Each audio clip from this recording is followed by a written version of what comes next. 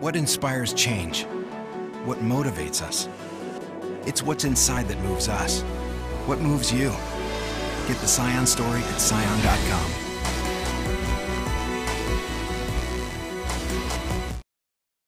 To protect and serve. That's what a police officer is supposed to do. Well, ladies and gentlemen, the evidence will show in this case that's not what happened. The evidence will show in this case that these two defendants, these two police officers, victimized and exploited some of the weakest members of our society. Assistant Attorney General Jonathan Kwan began his opening statements by telling jurors that police officers Anthony Kenga and David Manila failed to do their jobs. Both officers were slapped with prostitution and criminal sexual conduct charges last November, nearly 5 years after the case first broke. Kwan described how each police officer helped bar owner Song Ja Cha terrorize the girls in order to maintain the illicit activity.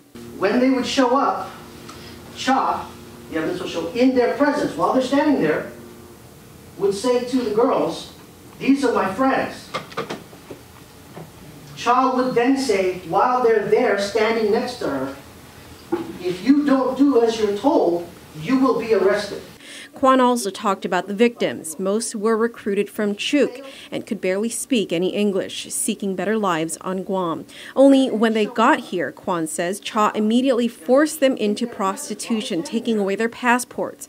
Manila and Kenga, Kwan notes, were among the many men who took advantage of the girls and forced them to engage in sexual acts and sometimes even in uniform. First, he describes Kenga. You'll hear evidence that defendant Kenga took victim Armina Tipingeni into the VIP. She didn't want to go. The evidence will show, she'll testify that he tried to get her to perform oral sex on him. Manila, Kwan reiterates, went as far as verbally threatening his alleged victims. He was a police officer. She didn't want to have sex with him. Defendant Manila told her, "If you do not make me happy, I'm going to tell Bomasa." He forced her clothes off. He held down her legs. He held her hands down. She was cussing at him. She was cussing at him while he was penetrating her. After he's done, the evidence will show, straightens up his clothes, make sure his uniform's straight. And then as he's walking out, the evidence will show, he says to her, "Don't tell anyone we had sex." Meanwhile, both defense attorneys acknowledged some form of guilt, even corroborating some of Kwan's statements about how the girls were recruited and physically abused. But defense attorneys Terry Timblin and Sylvia Stake emphasized that the girls were willing participants in the prostitution scheme who were not held against their will. They even described how some of the girls were taken out for recreational activities and had many opportunities to flee. Some, they claim, were even allowed to leave, but eventually returned on their own accord. Timblin, Manila's counsel, states that his client's involvement was not much and that the police officers were used as stage props to intimidate her victims. He is on trial today primarily because he and Mr. Kenga were used as stage props for Cha. She kept telling these ladies that, you know, these guys are my friends, those police officers are my friends, and if you don't do what I tell you, they're going to come and arrest you. Now, the evidence will show that most of the time when she said this, they weren't around.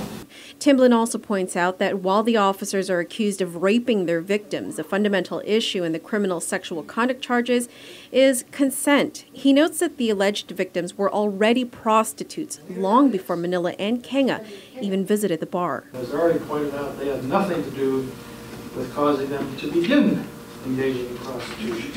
Defense attorney Stake, who represents Kenga, focused her attention on the mastermind, Song Ja Cha, who is already serving a life sentence in federal prison.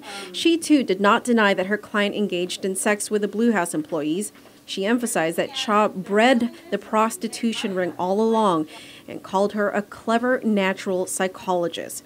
Through Cha's torture and abuse, the girls, Stake argues, were almost indoctrinated into the sexual lifestyle.